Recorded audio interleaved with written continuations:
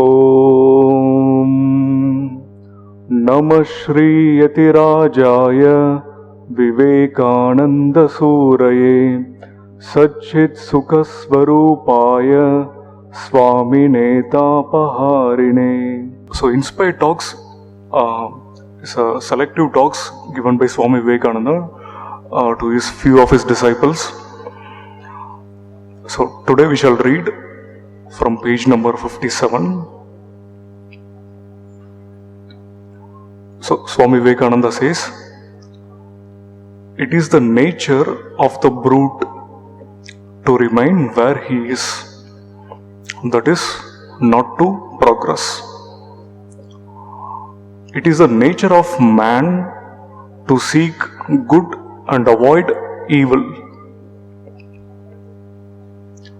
It is nature of God to seek neither, but just to be eternally blissful. So this is the quote. I will repeat the quote again. It is the nature of the brute to remain where he is, that is, not to progress. It is the nature of man to seek good and avoid evil. It is nature of God to seek neither. So this is three sentences, three clear, distinct sentences, which tells us about the human progression. So Swami Vivekananda first says, it is the nature of the brute to remain where he is.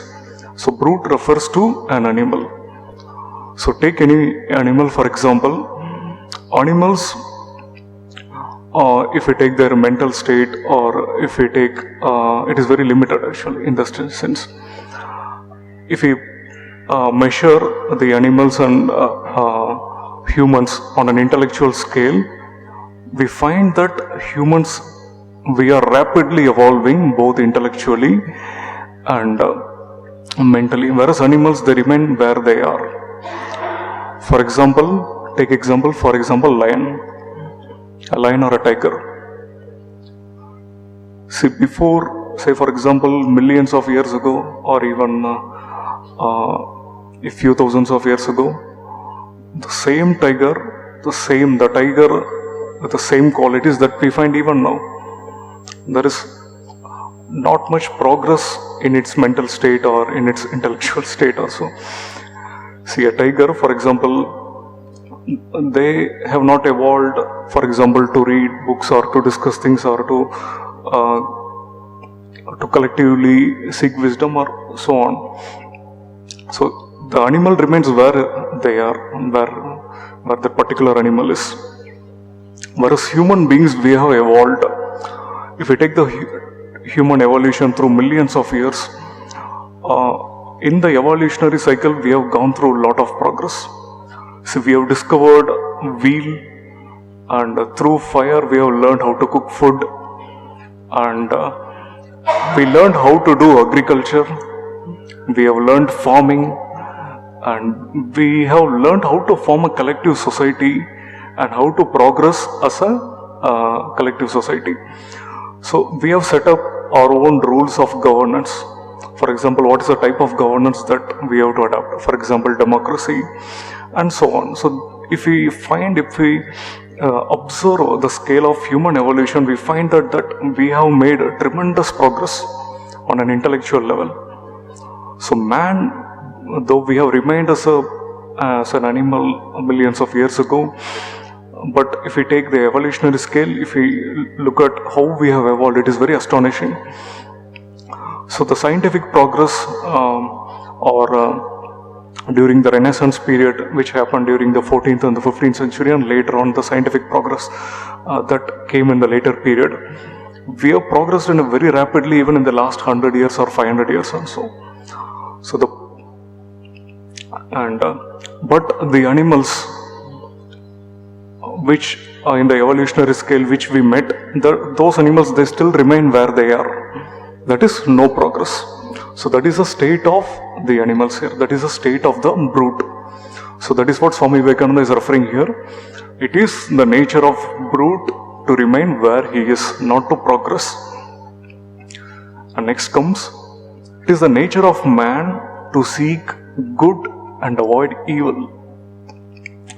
So in our daily lives, we find there are a lot of situations which are mixed up with both good and evil. There are some situations which we find good and conducive, and there are some situations which are not good and which are not conducive. There are some situations which we feel very happy, which we feel very joyful about it, and there are certain situations which we feel very sorrow and dejected about certain things in life. So life is a mixture of both good and evil. And Swami Vivekananda here he says, it is the nature of man to seek good and avoid evil. So it is a natural tendency of the human mind to take only good things and avoid evil. And Swamiji says the third statement here, it is the nature of God to seek neither, that is neither good or evil. So it is the nature of God to seek neither good or evil. So this is the particular state which we should all try, which we should all aspire to achieve. A state wherein we are neither affected by good or evil. So according to Vedanta, this both good and evil are chains that bind a human being. For example, good is a certain condition which bind a human being to a certain state, and even evil is again a certain state, a condition wherein it binds a human being. So both are chains, both are Swami Vivekananda in his earlier lectures in the same Inspire Talks we have discussed on numerous occasions. He says that both good and evil are but chains that bind a human being. So it bars the progress. So that is the idea here. So if we are accustomed, if we constantly react to both good and evil, or if we seek good and avoid evil, or if we are into this cycle, or if we are into this the natural way wherein we react to situations, Swamiji says, no, we have to progress. We have to progress where? To the state of God, to the nature of God, wherein we do not seek good and evil as well.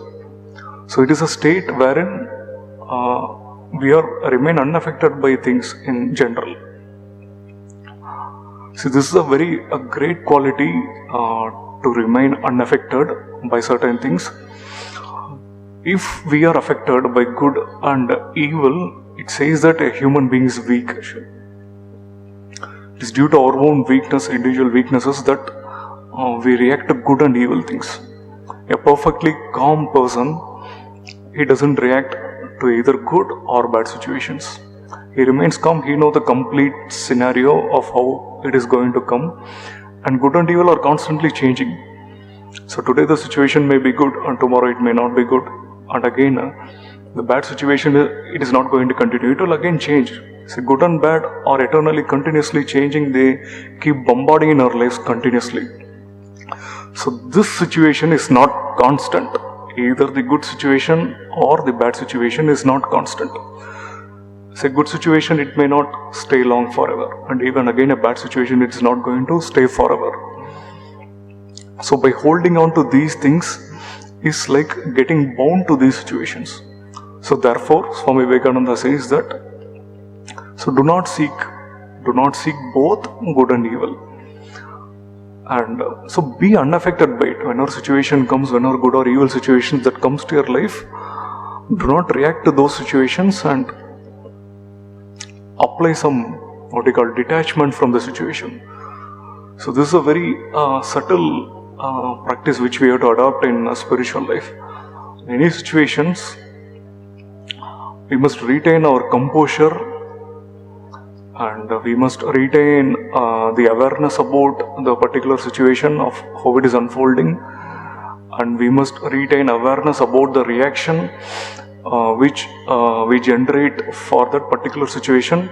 So it behoves that it is us, we decide that situation, how it should be good or see, sometimes we have the capacity to turn even a good situation into a bad situation. And even sometimes we have got this capacity to turn a bad situation into a good one. So it all depends on how you react to that particular situation or a thing. So if you do not react, or if you retain this awareness or a sense of composure, we get complete awareness about things that is happening around us, and as a result we have a detached outlook. We get a detached outlook from things in life, and as a result will not be affected by it. And because we are not affected by these situations, there arises this thing called bliss. So this is a very important thing, that innate sense of bliss, or the natural sense of bliss that is within us, it comes out only when we do not seek any objects which is outside for our own joys or for our own happiness. And when we give up all anger arising out of this in adverse situations and so on, so that is the place wherein we can obviously feel it, the bliss. The bliss is not something which somebody comes and gives to us externally. Bliss is something which is inside us, and this particular bliss, you can feel it in our everyday life only when we retain a detached outlook and when we do not react to the situations. So here Swami Vivekananda, he sums up the human progress, that is where we should progress. That is, we have to progress from being from a brute to a man, and finally from man to God. So this is the kind of progress which we have to make, both individually and as a collectively as a society. For example, most of the social institutions, for example temples or a lot of social institutions, are generally meant to take man forward towards God. For example, in ancient days, for example, we built a lot of temples. For example, in Tamil Nadu, plenty of temples. One of the first duty of the king when he conquers a particular territory, or he feels that his religious dharma, he says that he has to build a temple. For example, Rajaraja Cholan, he built the famous Brihadishwara temple. So that temple, it became the center point for his entire empire. And so though it had some political connotations at that time, so though that particular temple was built to project power and so on, but finally all those institutions are made to take man forward towards God. So that is a point here. And Swami Vivekananda here, he says, continuing it, look at it with calm complacency, see good and evil as the same, both are merely God's play, enjoy all. So we must retain perfect calmness in any adverse situations. That is what Swami Vivekananda wanted. So look at the world with perfect complacency. Complacency means here it refers to calmness, and see good and evil as the same. And continuing it, he says, neither seek nor avoid, take what comes. So this is again a very important statement. Neither seek nor avoid. So do not seek things and do not avoid as well. Whenever challenges come to you, take up those challenges head on and deal with it. And again, do not seek things which is not under your purview so that is what Swami here is advocating. And continuing with it, he says, do not merely endure, but be unattached. Be unattached. So that is again a point here. And continuing with this, Swami Vivekananda here, he narrates an interesting story here, a very interesting story. He says, remember the story of the bull. A mosquito sat long on the horn of a certain bull. Then his conscience troubled him. And he said, so there is a mosquito which is sitting on the horn of a bull for a very long period, and it heard the concerns of the mosquito that I am sitting on this horn of the bull for a very long time. And the mosquito, he says to the bull, he says, Mr. Bull, I have been sitting here a long time, I am sitting here for a long time on you. Perhaps I annoyed you. I am sorry, I will go away. So the mosquito is saying, sorry for the trouble, just I will leave now, he says. But the bull replied, the bull, it says now, oh no, not at all. Bring your whole family and live on my horn. What can you do to me? So the bull is saying to the mosquito, you bring the whole family and live on my horn so it doesn't trouble me at all. So the point here is that do not get troubled by people or situations around you. Sometimes when we live in a family or when we live there are certain situations which we arises wherein we find it very difficult to cope with the people living around us. But Swamiji says here, he gives an example for being unattached, an example for perfect unattachment. You will bring some 10 more people also. I will not be affected by it. I will remain completely detached from whatever you do about me. So that is an interesting story here. And again continuing, Swamiji says, our best work is done, our greatest influence is exerted when we are without the thought of self. So most of the trouble in our daily life arises because we constantly keep thinking only about ourselves. So that is one of the point here. So when we keep thinking about ourselves all the time, when we say this is the particular thing I did not get, and this is what I got in my life, and so on, we have a lot of complaints. And so on. In these situations, we have to think that this thought of self has to be eradicated. So this is an indication when we constantly keep thinking about ourselves or my own, the circle, your own circle or your own particular, always thinking about self. So this idea is not encouraged here.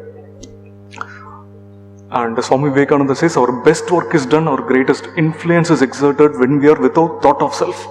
So the moment we come out of ourselves, the moment we come out of all these troubles, the moment we gain some strength in life, the moment we come out of certain weaknesses in life, we think about others.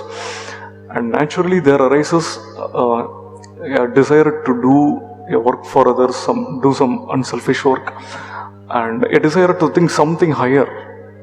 See, higher thoughts comes in life only when we give up thought about our own selves. So the higher thoughts do not come unless you keep constantly thinking about your own self all the time. So the higher thought comes to life, or the higher aspirations comes into life only when there is absence of this self. For example, if we find the life of the Buddha, we find he was perfectly, he had a perfect life. He had a kingdom and he had a beautiful wife and he had children, but he thought, so I have to give up this self so that I can discover something for the people, so that I can give a solution to suffering in life and so on. So that is a big aspiration that came to him the moment he gave up that little self that is holding on to his land, holding on to his kingdom and so on. So the biggest aspirations, they come to life only when we give up the little thought about ourselves. So the moment we give up those little thoughts, those petty thoughts, so the big things can be done only after that. The higher aspirations do not come to you, or we may think about it but will not have that capacity to do it. So only when we give up all those little weaknesses in life, we can do some higher things in life.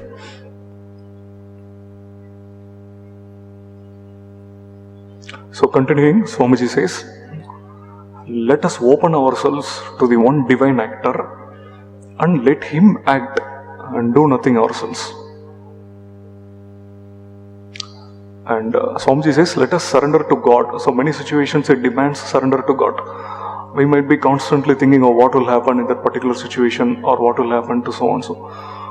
So let us for a moment give ourselves to God and let us be calm for a while. So there is an interesting quotation. It says that just keep calm now and let the universe act for you. So do not unnecessarily cogitate about things constantly. Let us be calm for a while and let God take our place. Let Him do for me what He thinks the best. So that is what Swamiji says here. Let us open ourselves to the one divine actor and let Him act and do nothing ourselves. And continuing, he says, be perfectly resigned, perfectly unconcerned, then alone can you do any true work. So be perfectly resigned and be perfectly unconcerned, then alone can you do any true work. See, if you want to do any good work to others, not be attached. So that is the first point. If the moment you get attached, that means you are seeking something in return. So as a result, we suffer as well. So the moment you put a cord of attachment over an object or a thing, there is a suffering. The moment you give up, you snap that attachment, the moment you snap the cord of attachment, only then you will be able to do something good for the particular person or for a particular institution. So that is a point here. So the way of doing work in Indian tradition or in Indian culture is through detachment, is through unselfish work. So that is the way we have built the society, and that is the way we can progress as a humanity.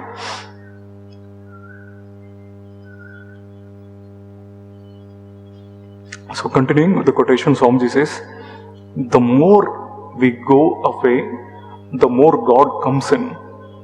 Get rid of the little I and let only the great I live. So slowly get rid of that the principle of ego in the individual person, and slowly allow God to live within.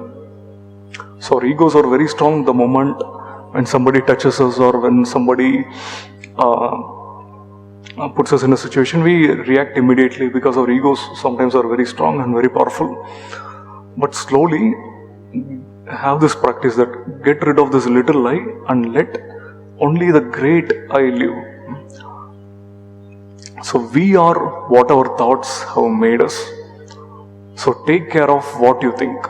Words are secondary. Thoughts live, they travel far.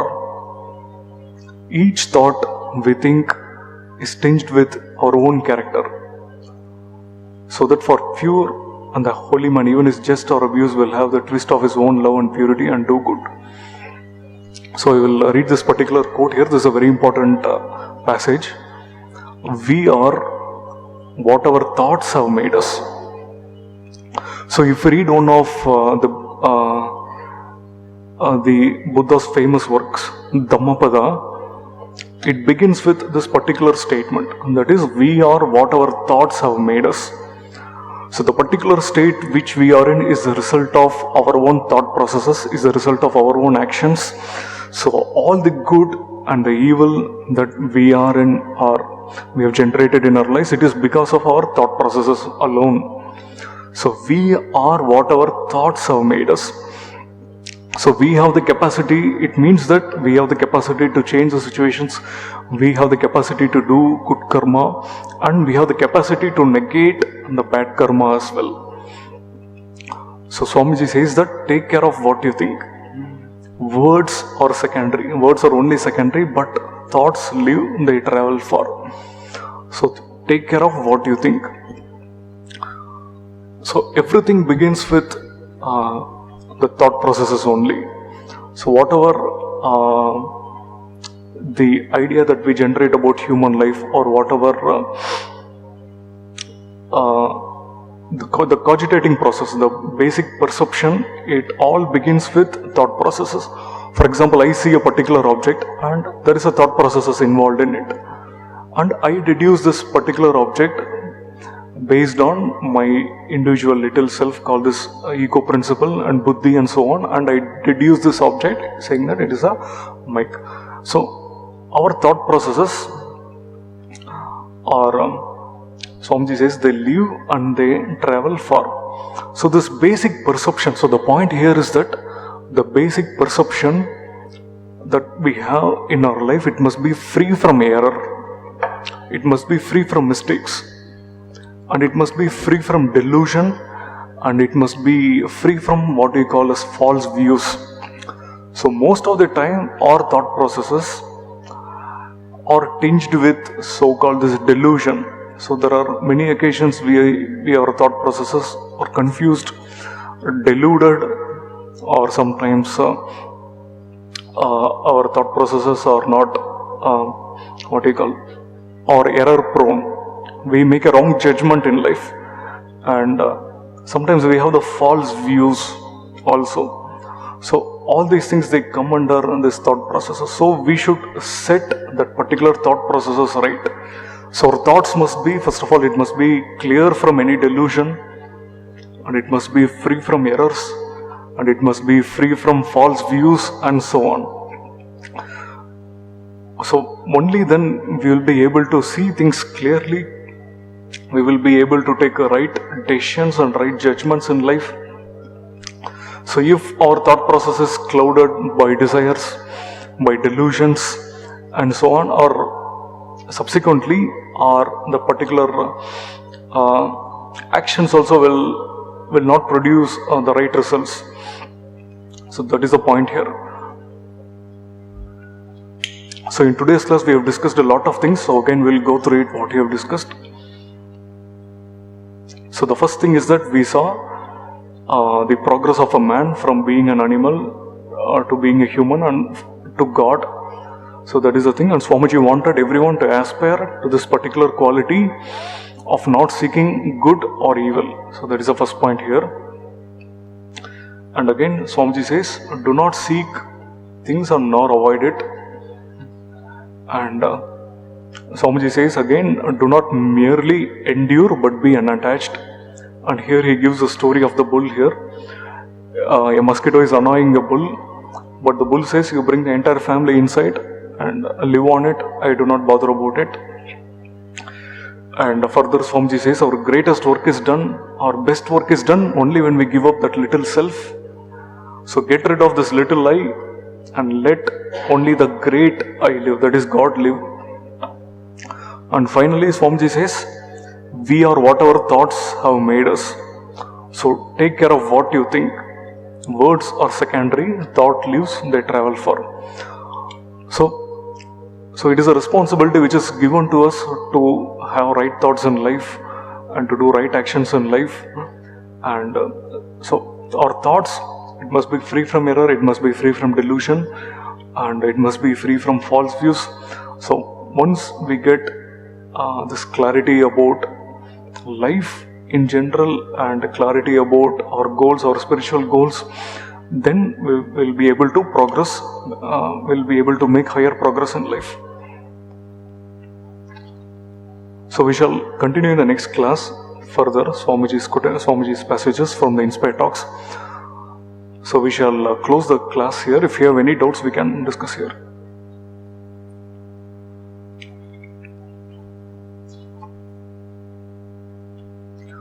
So most of the passages, if we see as an overview, we find Swamiji speaking about detachment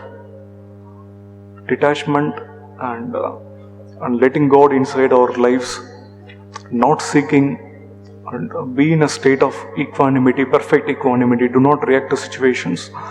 So these are some things which is a basic in spiritual life, which we have to master it. So that is the point here. So we shall continue in the next class as well. So we shall end the class here. Om Shanti Shanti Shanti Harihi Om Tat Sat Sri Ramakrishna Arpanamastu. Thanks.